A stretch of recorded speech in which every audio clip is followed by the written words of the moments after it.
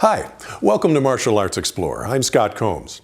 This video podcast series explores functional self-defense techniques as revealed in classical martial arts of all styles.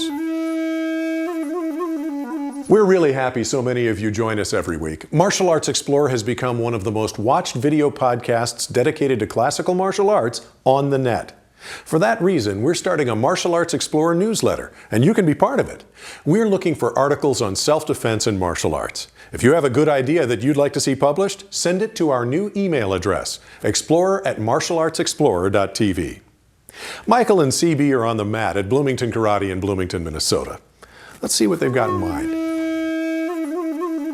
Thanks, Scott. Thanks for joining us at Bloomington Karate again. CB Bunkholt is going to jump on and join us today. Hey, CB. How you doing, Mike? He's been our guest instructor for the last couple of shows, showing us some wonderful things. And I have a story for CB, and he didn't hear this till a week or so ago. And it was sort of funny. When I was first a black belt and starting to fight in the tournament circuit, and I was a point fighter and stuff like that, my second tournament fight was actually with CB. And I went out and I had one fight and I didn't do too bad. I went to sudden death and lost and stuff, and next season started up and I came out to fight CB. And I think that fight lasted all of 20 seconds. It was a pretty humbling experience to start off at 16 in the men's division, starting off to fight and lose a fight in all of 20 seconds and wondering what happened. I mean, I was getting hit so fast, I don't even know what the moves were by the time we were done and bowed out and went home. So it's a lot of fun to be here with you now and learn all these great techniques that you're sharing with us. Now, you got some more good stuff for us? Definitely. All right. Yep. Well, have you pull your partner in and have my partner Shauna come out. So this time we're going to work on a grabbing technique. And this could be at the elbow or the shoulder. We're going to work it up on the shoulder. So as the person reaches up and grabs you, this would be their right arm. Bring your left arm up to the inside of the elbow, stepping forward to collapse the elbow, bring it around, and then you can come in with your fingertip strike. Here again, locking the arm, got the person off balance, strike goes to the throat. So as they grab, reach it up. Now even if the arm doesn't bend, you still have a nice arm bar here. So you can hold on to this, and as I push forward this way, that puts pressure on the elbow. So reaching up, come in, collapse, and strike.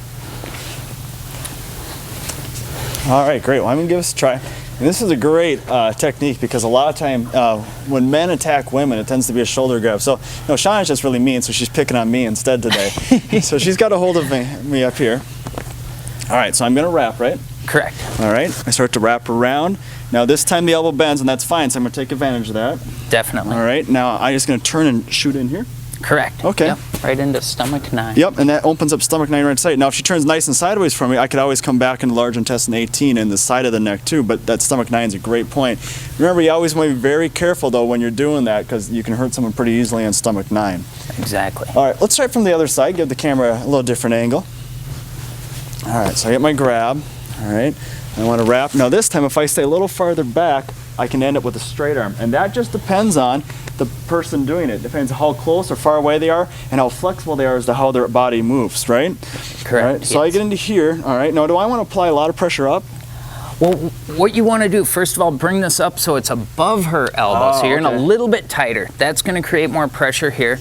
Now if you lay your left arm right on top, there you go. Now as I flex now, this, right? as you push out, that will create the pressure on the elbow. Okay, great. Almost like a slip knot. All right, so I'm just extending and locking in. I got a lot of pressure in there too. Now I notice you tapped your leg. All right, that's pretty much the universal language for this hurts, stop it. All right, and you guys use that too. Yep. Oh, definitely. Yep, and stuff. Yes. So always remember when you're practicing with your partners, be aware of that. If you're with new partners, make sure you guys understand each other's signals.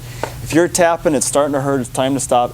Please be aware of that. You do not want to accidentally bust something. We're doing a lot of joint manipulation here. It doesn't take much to hurt an elbow, and it takes a long time to heal those. So we do not want to do that. Be careful with your partners when you're working. Now, as I look at this, I'm sort of seeing one hand straight and one hand out. It gives me this type of motion, right? Exactly, yeah. I see that in a lot of forms.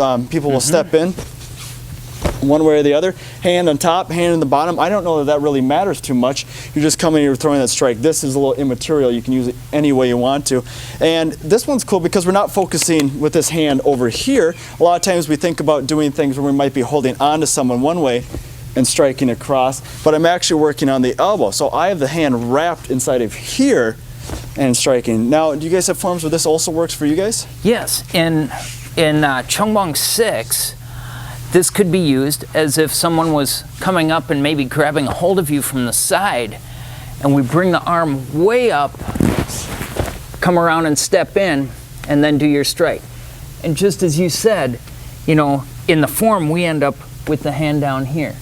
Whether it's up here, down here, it really doesn't matter. Absolutely. So as you're pushing this way, you're creating your pressure onto the elbow. So that's great. You got two different styles, all right? You're looking from Taekwondo and Hapkido to Shorin-Ryu. One form shows the loop a little more. One form shows straighter strikes, but they're the same move. So when you're looking at your forms, don't get hung up in the details. Apply it where it looks like it fits. Anytime you've got anything supported with a hand sticking out, my hand could be closed. I might be punching. I might be open. It doesn't really matter. The same move is there, all right? And that's what we want to look for. Well, thanks for joining us. We're going to give it back to Scott. If you'd like to try this technique at home, remember, a quick double tap from your partner means you should release the pressure immediately. You want to make the technique work, but you don't want to injure your friend. Remember to look for functional follow-up techniques and throws that give you an unimpeded avenue of escape. You can contact CB Bunkholt via the Bloomington Karate website. Just go to www.bloomingtonkarate.com. You'll find a contact link on the homepage. If you have a good idea about martial arts or self-defense and would like to see it published, send it to the Martial Arts Explorer newsletter. Your article could be read by tens of thousands of people. Send all email to our new address, explorer@martialartsexplorer.tv. That's explorer@martialartsexplorer.tv. For Martial Arts Explorer and Michael Kleinepeer, I'm Scott Combs.